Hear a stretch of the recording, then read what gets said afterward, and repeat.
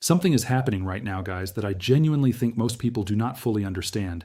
Because when you hear the headline, White House says Trump's red lines on Iran have not changed, that sounds like a routine political statement, like something a press secretary says and then we all move on. But I need you to stop for a second, because when you understand what those red lines actually are, what has already happened in the last 12 months, what is currently on fire in the Persian Gulf right now, and what the White House is actually saying between the lines of that statement, you will realize this is one of the most consequential moments the world has seen in years.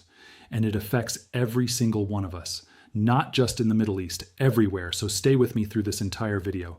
There is a lot to unpack here. So let me start with exactly what was said and by whom. White House Press Secretary Caroline Leavitt confirmed to reporters, and I'm going to be very precise here because the wording matters, that President Trump's red lines against Iran's nuclear program remain firmly in place.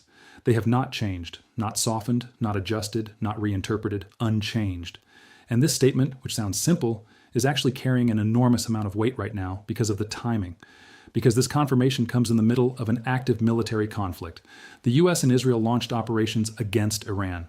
Operation Epic Fury is the name. It began in late February of 2026. And by the beginning of April, Trump's military forces had, according to the White House's own statements, obliterated Iran's ballistic missile arsenal, annihilated significant portions of Iran's navy, and struck key nuclear infrastructure. That is what Washington says.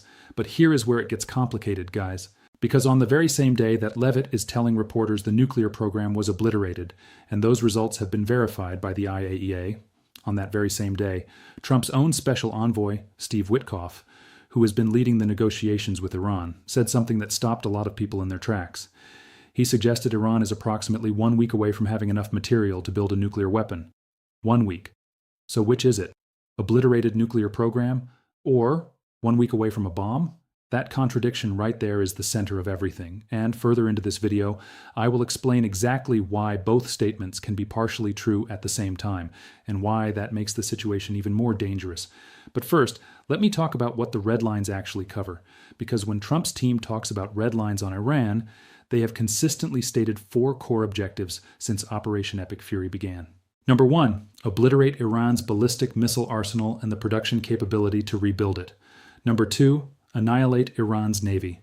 Number 3, sever Iran's funding and direction of proxy forces across the region. And number 4, and this is the one that overrides all others, ensure Iran never ever acquires a nuclear weapon. Secretary of State Marco Rubio put it very directly in early March, and I'm going to paraphrase his documented public statement here. Iran can never have a nuclear weapon, and the U.S. will not allow Iran to hide behind a massive ballistic missile inventory. Secretary of Defense Pete Hegseth confirmed around the same time that the mission is laser-focused on those targets, and VP J.D. Vance was even more direct. He said whatever happens with the regime is incidental to the primary objective. No nuclear bomb, period. Now, guys, here's what makes this so globally significant right now. Because while all of this military action is happening, while these red lines are being reaffirmed, Iran has done something that has sent a shockwave through the global economy. Iran has blocked the Strait of Hormuz. And I want you to understand what that actually means, because I think this is the part that most people underestimate most severely. The Strait of Hormuz is a narrow waterway. At its narrowest point, it is only about 33 kilometers wide, that is roughly 21 miles, between the Persian Gulf and the Gulf of Oman. And through that narrow strip of water, approximately 20% of the world's entire oil supply passes every single day. 1/5 of all the oil on Earth, every day.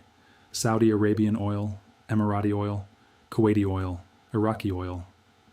When Iran closed that strait, the world felt it within hours. Oil prices surged, energy markets went into shock. The S&P 500 dropped more than 5% in March alone, its steepest monthly decline in a year. Gas prices at pumps around the world started rising. So when the White House says red lines have not changed, they are not just talking about nuclear weapons in the abstract. They are talking about a war that is already reshaping the global economy in real time, right now. Before I go deeper, can you do me a quick favor? Hit hype, share this video, because what we are going through today is something everyone on this planet needs to understand. It does not cost you anything. Leave me a comment. I genuinely want to know what you think. Are we heading toward a deal, or is this going somewhere much darker? Let's continue. All right. So to understand what is happening right now, guys, I have to take you back. Because this story did not start in February 2026. This goes back years. And if you do not understand the history, you cannot understand why the White House reconfirming these red lines today is such a loaded statement. So let's go back to 2015. That is when the Obama administration, together with the UK, France, Germany, Russia, and China, signed what became known as the JCPOA, the Joint Comprehensive Plan of Action, the Iran nuclear deal. The deal placed strict limits on Iran's uranium enrichment, capping it at 3.67% purity, reduced Iran's stockpile, opened up facilities to international IAEA inspectors, and in return, lifted major economic sanctions on Iran. The theory was containment. Give Iran a path back into the international community, and in exchange, no bomb. That was the deal. Now, when Trump came into office in 2017, his assessment of the JCPOA was that it was a deeply flawed agreement. His stated reasons, and these are publicly documented, were that the deal did not address Iran's ballistic missile program, did not address Iran's proxy network funding groups like Hezbollah, Hamas, and the Houthis, and critically, it contained sunset clauses, meaning restrictions would eventually expire, and Iran would later be free to do whatever it wanted anyway. So in May 2018, Trump withdrew the U.S. from the JCPOA and launched what his team called the Maximum Pressure Campaign, the most severe economic sanctions ever placed on Iran. Oil revenues, banking, shipping, metals, all targeted. The goal was to force Iran back to the table to negotiate what Trump called a better deal, a permanent deal, one that covered the missiles, one that covered the proxies. Well, Iran did not agree to that deal, and instead of stepping back its nuclear program under pressure, Iran did something that the IAEA documented in painful detail over the following years. It accelerated. Bit by bit, Iran exceeded the JCPOA enrichment limits. It reduced cooperation with international inspectors, it installed more advanced centrifuges, and by the end of 2024 and into early 2025, Iran had enriched uranium to approximately 60% purity. And I'm going to explain exactly why that number is so frightening in just a minute. But then, in April 2025, there was a moment of apparent diplomacy. Trump sent a letter to Iran's Supreme Leader Khamenei. He set a 60-day deadline for a nuclear deal. Talks began in Oman, indirect, mediated talks, with Trump's envoy Steve Witkoff on one side and Iran's Foreign Minister Araghchi on the other. Multiple rounds happened: Rome, Muscat, expert-level meetings, and for a brief window, it looked like something might be possible. But then the deadline expired, and on June 13, 2025, Israel struck Iran, multiple targets across the country, key nuclear facilities, senior military leaders killed. It was called Operation Midnight Hammer. And the U.S. followed with its own strikes. The 12-day war, as some analysts called it, resulted in what the White House has described as the destruction of Iran's primary nuclear infrastructure. And this is where we now are, guys. The aftermath of that June 2025 conflict, a new round of hostilities in early 2026, and a White House that is standing at the podium saying, red lines, not changed. Now let me talk about the nuclear question, because this is where I want to be very precise and very honest with you guys, because there is a genuinely confusing picture right now, and I think it deserves a clear explanation. Let me start with the basics.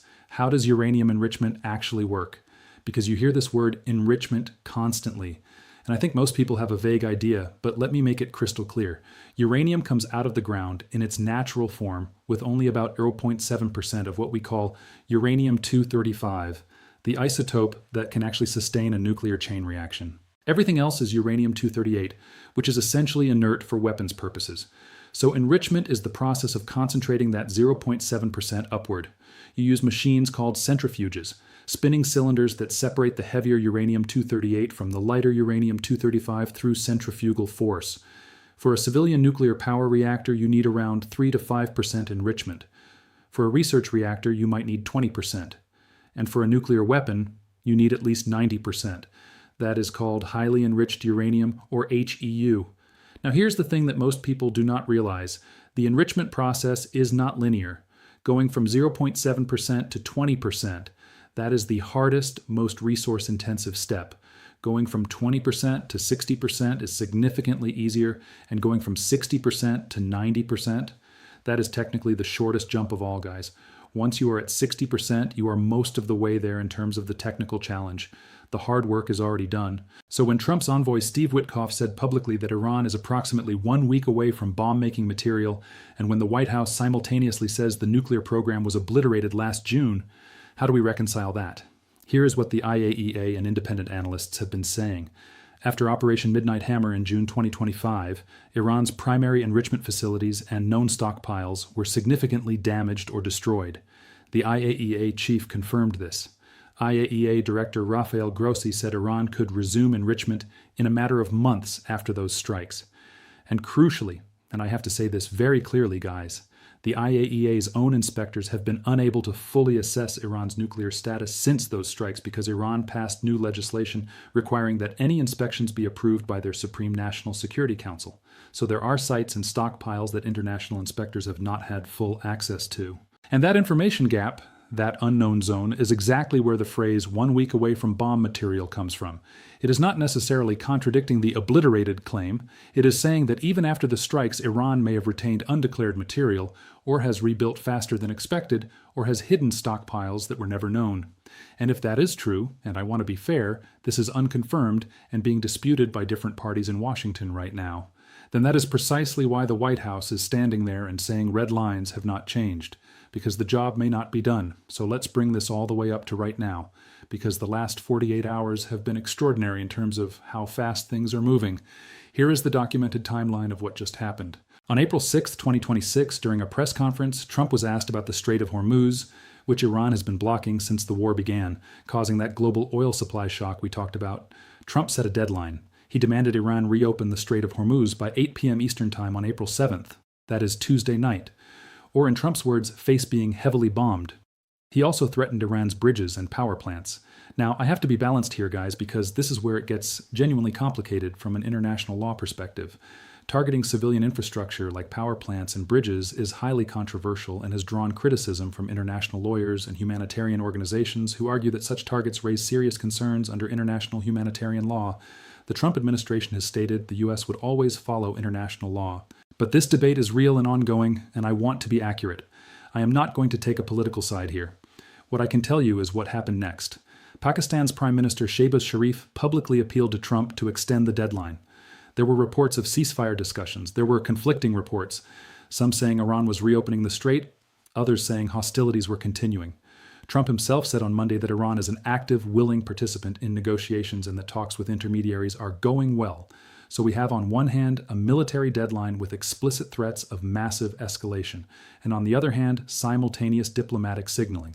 And it is that tension, that coexistence of extreme military pressure and diplomatic activity, that is the defining feature of this moment. And right in the middle of all of that, on April 8th, today, the White House stands up and says, red lines have not changed. The nuclear red line, the proxy funding red line, all of it. Still there, still in force, still the conditions for what comes next. And guys, I want to say something important here, because I think it is very easy to watch this story and think, this is a US-Iran conflict, I live somewhere else, this does not affect me. And I have to say, honestly, that is not correct. Let me explain why every person watching this video is affected by what happens here. Number one, oil and energy. The Strait of Hormuz closure has already caused a historic oil supply shock. 1/5 of the world's oil passes through that waterway. When it is blocked, energy prices rise globally. When energy prices rise, the cost of everything rises. Goods, food, transport, heating. That reaches your wallet wherever you are in the world. Number two, nuclear proliferation. Iran's nuclear program sits at the center of the global non-proliferation architecture. If Iran successfully builds a nuclear weapon, even after all of this, the question immediately becomes who is next. Saudi Arabia has publicly said it will seek nuclear capability if Iran has one. Other regional powers have made similar signals. You could be looking at a cascade of nuclear proliferation in the most volatile region on Earth. And that changes the global security picture permanently. Number three, the global economy. We already saw the S&P 500 drop more than 5% in March 2026 because of this conflict. Asian markets responded to Trump's address to the nation. The Nikkei dropped. South Korea's markets fell sharply. This is a globally interconnected economic event already, not a localized one. Number four, there are approximately 85 million people living in Iran. Ordinary people. People who go to work, who have families, who are not political actors. The humanitarian dimension of this conflict, whatever side of the political argument you sit on, is real and significant. And I think it is important to acknowledge that. So when the White House says red lines have not changed, the implications of whatever comes next from that statement, deal or no deal, escalation or de-escalation, touch hundreds of millions of lives. That is not an exaggeration. That is geography and economics and geopolitics all converging in one place. So what do I watch next, guys? What are the indicators that tell us which direction this goes? There are 5 things I would be watching closely. First, the Strait of Hormuz. Is it reopening or not? There are conflicting reports as of right now. If it reopens fully and verifiably, that is a significant de-escalation signal. If it stays closed, the economic and military pressure builds further. Second, IAEA access. Can international inspectors get back into Iran's nuclear facilities? Because until they can, the question of what Iran has or does not have in terms of nuclear material remains dangerously unclear. The IAEA's ability to verify is the single most important technical factor in any diplomatic resolution. Third, the Witkoff-Aragchi channel. These are the 2 men who have been sitting across from each other in Oman and Rome trying to reach something workable. Whether that back-channel conversation continues or collapses tells you the most about whether diplomacy has a chance. Fourth, Iran's internal situation. There are reported signs of significant public unrest inside Iran around this conflict. Some Iranians have reportedly supported the war effort. Others have been calling for a ceasefire and an end to the conflict. The internal pressure on the Iranian government from its own population is a variable that genuinely matters for whether leadership decides to negotiate or hold firm.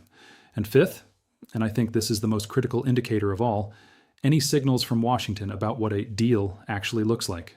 Because the core dispute right now appears to be that the U.S. is demanding zero enrichment from Iran. Iran has said it would agree to minimal enrichment under strict IAEA supervision in exchange for sanctions relief. Zero enrichment versus minimal enrichment under supervision, that gap is what diplomats are trying to bridge right now. If there is any movement on that specific point, that is the signal that a deal is becoming possible. Watch that. So guys, that is what you need to understand about why the White House reconfirming Trump's red lines on Iran right now is so much more than a press briefing talking point. It is a statement made in the middle of an active conflict, with a Strait of Hormuz closure sending oil shocks around the world, with genuine contradictions about the status of Iran's nuclear program, with a diplomatic deadline just passed, and with Pakistan and others appealing for more time. It is a statement that carries the weight of all of that. Whether we are heading toward a deal or toward something more serious, I genuinely do not know, and I will not pretend I do. What I do know is that this is one of the most consequential geopolitical moments in years, and that it deserves more than a headline.